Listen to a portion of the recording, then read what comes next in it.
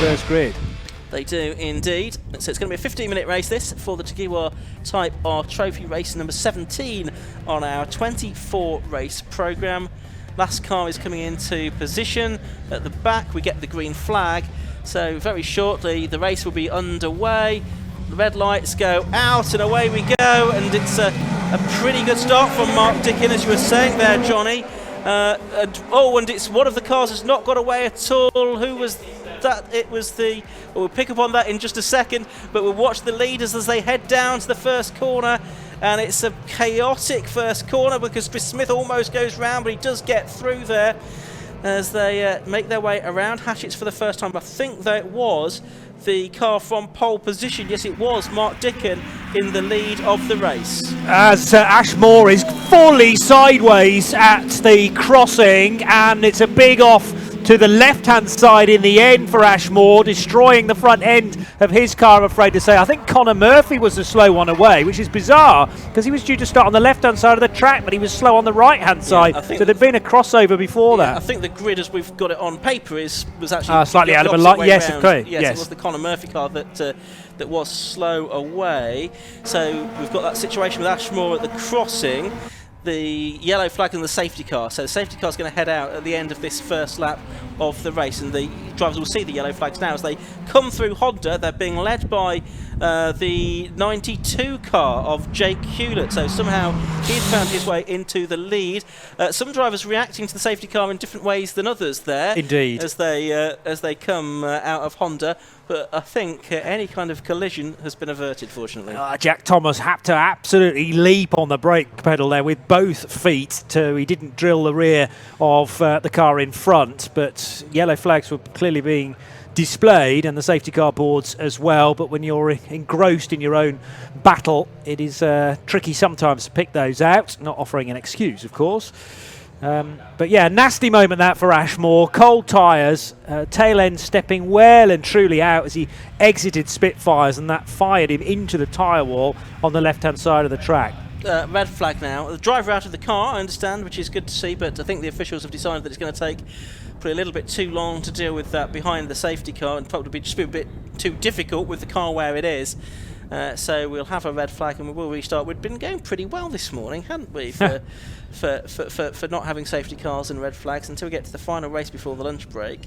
Away for 8 minutes of racing for this TEGIWA Type R Trophy, round 6 of the season, second of 3 races that we have this weekend. 5-second board goes up, red lights are on, and out they go now, and it's a pretty good start again from Mark Dick and Jake Hewlett, pretty nicely away from second position. Joe Jessup, I can see, has stolen a march on Matt Digby as well as they head up towards Hatchett's hairpin for the first time in the race. Chris Smith this time is very late on the brakes into Hatchett's. He does get the car turned in though, to his credit, and is he going to come out of it in second place? No, he's not quite. So it's going to be Mark Dickin that is leading then. I think it's Jake Hewlett in second place, and in third place it's Chris Smith as they make their way through to Benny. Terrific car control though from Chris Smith to go around the outside of a couple of cars then, and up to briefly second, but now third. So he's tucked in behind the black car of Jake Hewlett, who's already trying to fashion an overtake, and Dickon is completely sideways. 2 cars going straight on and to avoid the spinning treble 7 as well, one of which was Chris Smith, and I think Jake Hewlett going with him. But amazingly, they've stayed on the track, yes. And Hewlett's still in the lead. Yes, they have indeed. So it's Hewlett leading now. Chris Smith is second. From the outside of the front row of the grid, it's the number 11 car of Joe McMullen in third position as they make their way towards the end of this first lap of what's probably going to be 7 in this race. Both of them using quite a lot of curb on the exit of Honda that time. It's given Chris Smith a good run up the Cowles straight. Can he challenge Jake Hewlett into the hairpin, which is concentrating a little bit further back at the moment? There's Chris Nile in the 130 car, Daniel Chapman in 104, but couldn't get Chris Smith into lead. And again, quite a lot of curb being used there by the drivers at Hatchett's, including that painted green bit on the inside.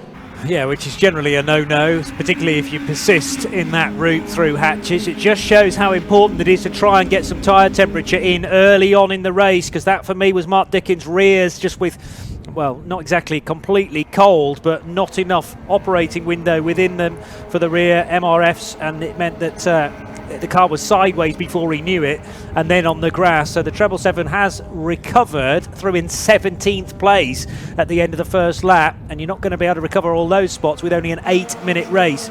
Concentrating briefly on William Puttergill, racing with James Mansell, but the race leaders, still Jake Hewlett in the black car, yes, ahead of Chris Smith. We did very briefly see a glimpse in the background of Mark Dickin. He was 17th at the end of lap 1. We'll see how far he can climb up the order. But it's Jake Hewlett leading there in the number 92 car, who had a win at Alton last time out. Second is Chris Smith at the moment, who coming into this weekend was 11th in the championship. Hewlett's just done the best lap of the race, and surprisingly on the first flying lap, a 106.86, which is a new lap record because we've gone faster than we did yesterday. But it's Nyland in third place, the man that leads the championship coming into this weekend. Joe Jessup fourth now. Of course, he had to come through from 10th or 8th on the grid. And then Daniel Chapman fifth, Matt Digby in 6th position. And where did Mark Dickin come through? He made up 3 places on that lap. He finished that lap in 14th position. Okay, so that's a little better for him from 17th. If he can keep going at the rate of 3 cars a lap, then it will get him into the top 10 very swiftly indeed. But obviously it's more difficult to overtake the closer to the front you get. And Jake Hewlett, this man, is going to take some stopping in a very svelte-looking black livery for the number 92 car. Over the line he'll go with Chris Smith still in attendance. Which of the 2 cars was slightly the quickest? That was the race leader, Jake Hewlett. So he's opened the gap up to 0.7 of a second now over Chris Smith. Chris Nyland is also coming, although he wasn't as quick as Smith in front of him. Joe Jessup, 4th position and 4th quickest of those leading cars. Round to Benny on lap number 4 of this race, then pretty much halfway through the race now.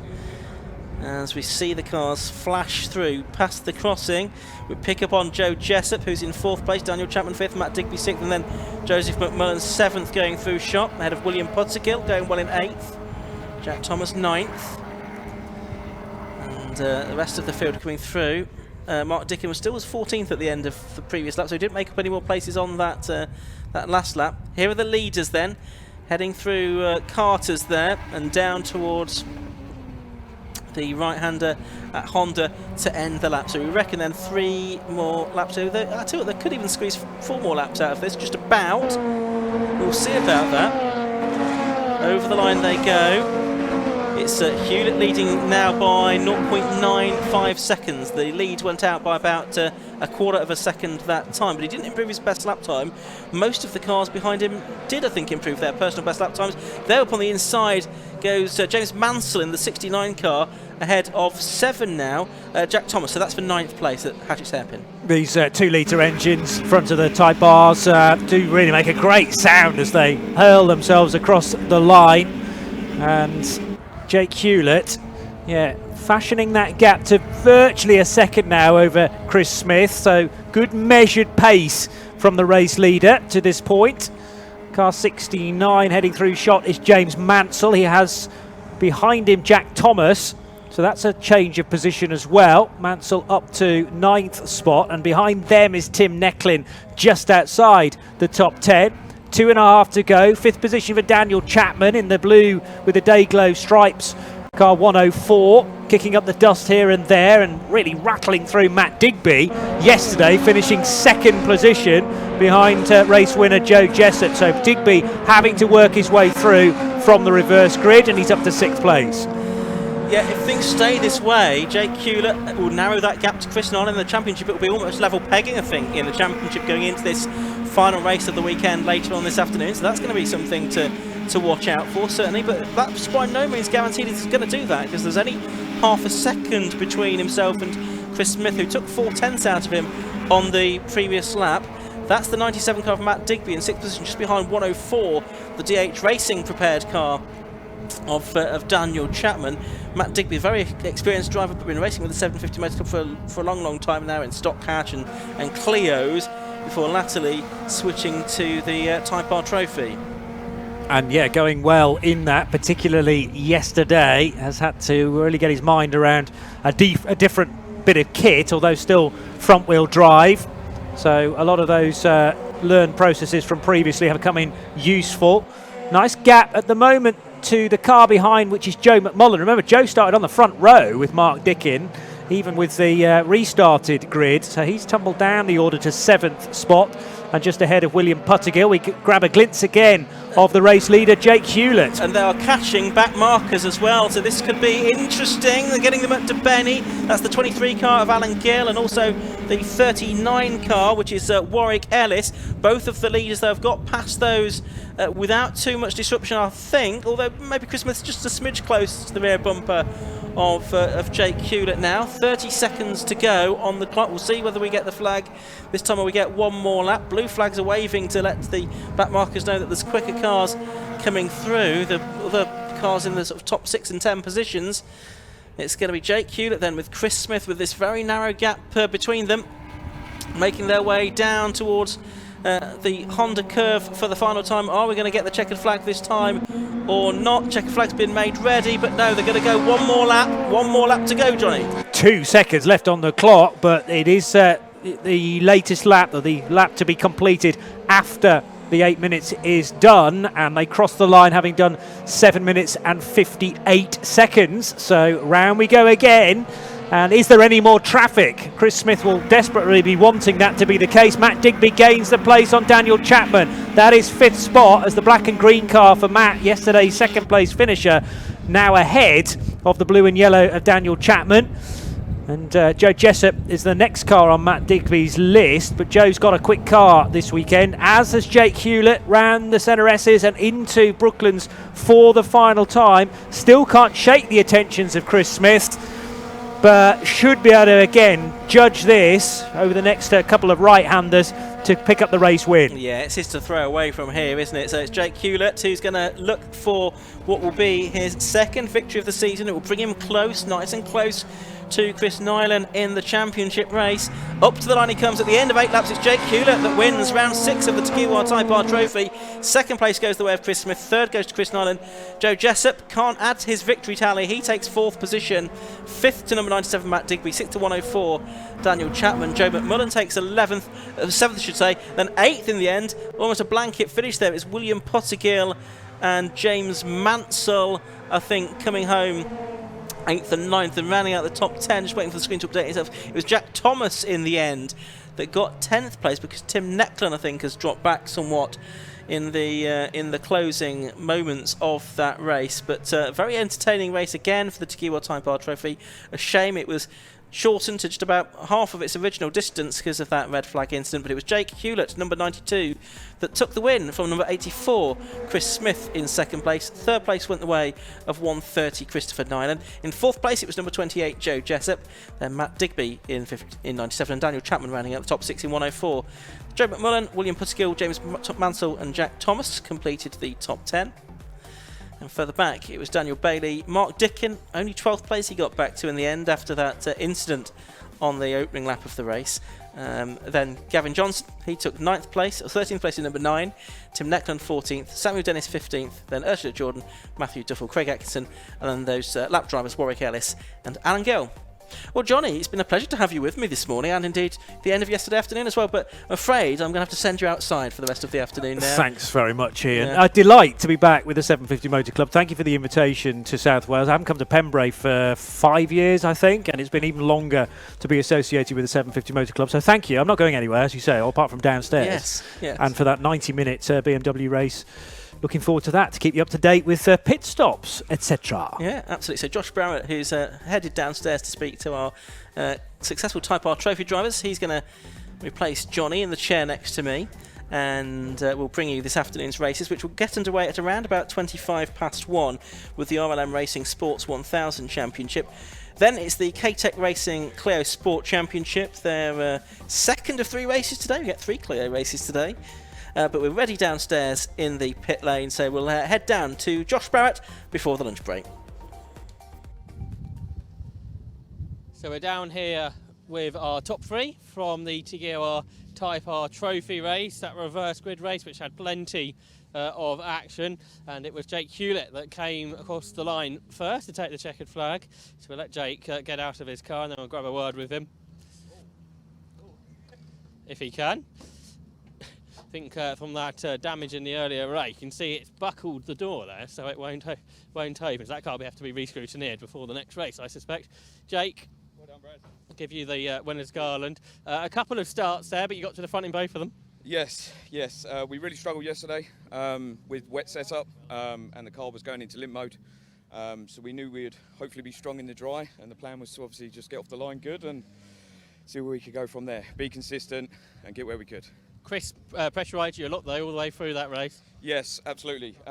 Struggling for fourth gear. Don't want to be that guy to give all the excuses, but you would have heard through Benny, and we was struggling for gear. Got third and second a couple of times whilst going for fourth, which the engine stayed in one piece. So I did see some black smoke come out the back of the car a few times there. Yes. Yeah, it was a bit touch and go. Hopefully she's okay. You had a nice start to the year though. I think this is your first season in cars, so it's going really well. Yep, first ever season. Thank you very much. We're doing the best we can. I think you've got to go and see the Clark next, so I do have to go and see the Clark, yes. best of luck with that. Second place went to Chris Smith. Chris, second there for you. You were pleased about the restart, I think, because the first start didn't go quite so well. Over the moon. I tried going around the outside and it didn't pay off, but still, I was lucky for the restart. But the restart, you managed to execute it properly. Yeah, no, I thought, should I try it again? Should I not? No, we'll try it again. And yeah, it paid off. The car's got some good pace in it again, so yeah, it's nice. It's finally getting a handle on that car, which is starting to look good. So. You did hot hatch last year, didn't you? Yeah. So this is a totally different car to that one. A completely brand new car for this year. Everyone at my garage Apollo was putting a load of effort to get it done and preparing it in between meetings and stuff. So yeah, no, it's good. Happy day. A different type of racing, I guess, with one class or everybody with the same car. I mean, we was in Class A last year anyway, so you break away at the front anyway. And again, that was nice tight racing. Just a lot of cars really come up to lap them, so it got a bit chaotic in that. And although saying that, the last lap of that race, it got close as well. I was really happy to see them. I got to admit, I was really happy to see the back markers, and it made me get a little bit closer, but tyres went off a little bit. So, but no. And then another race later, try again. That's it. Some alterations, and we'll go again. Best of luck for that. And then in third place was Chris, the only driver who's win on the podium in both races, and that's all good points for the championship. That wasn't a good points all that one. Yeah, starting from 8th, I was quite happy with that one. Kept it clean. So, and then just by the end, I was just running the laps. I don't know what the fastest lap was. I was just trying for that, but I had no idea what it was. But I was just trying for that. Really, I wouldn't be able to move forward. I think the pace of the two at the front were good. So yeah. How did the start go then, as you managed to get up there? Both starts actually made quite a good start. The first start I went down the inside, tried that line, and then the second start I went around the outside. So it's for the most part it was clean. You know what I saw around all the guys around me. So yeah, it was good. And obviously a very different day to yesterday. How do you find the track in the dry? Yeah, it's obviously a lot more grippier. I'm not doing pirouettes today, so not being marked on my 360s. But yeah, no, it's a good little track. I like it. It's fast flowing. It's great. And all day the racing's been really close, and there's been overtaking. Do you think in these cars overtaking is certainly possible? Oh yeah, overtaking is possible. I think that this track lends its hand to a bit more. You know, it's difficult to overtake, and we're all the same. So you've just got to position your car or try and force somebody into an error. But on the whole, you can overtake, but it's very, very difficult. Obviously, one more race to go today. We presume it's going to stay dry. Setup changes, or are you happy with how the car was there? It was a little bit understeery, so we're going to make a setup change definitely. Try and get it a bit more pointy, and then see what we can do in race 3. I noticed, obviously, from yesterday, there were quite a few damaged cars. I think they're all back out there, so lots of hard work in the paddock overnight, was there? I believe so, yeah. I mean, the main thing is obviously all the drivers are all right, but yeah, the cars were all on the grid, so and I'm pretty sure, I've seen a little bit of contact out there then. I'm hoping they'll all be out for the next race as well. Well, good luck with your race. Thank you. So that completes our morning races here at Pembrey. There's lots of racing to come this afternoon, but do stay with us on Alpha Live, because over the weekend we've caught up with some people in the paddock, and that's what you'll be seeing during the course of the lunch break.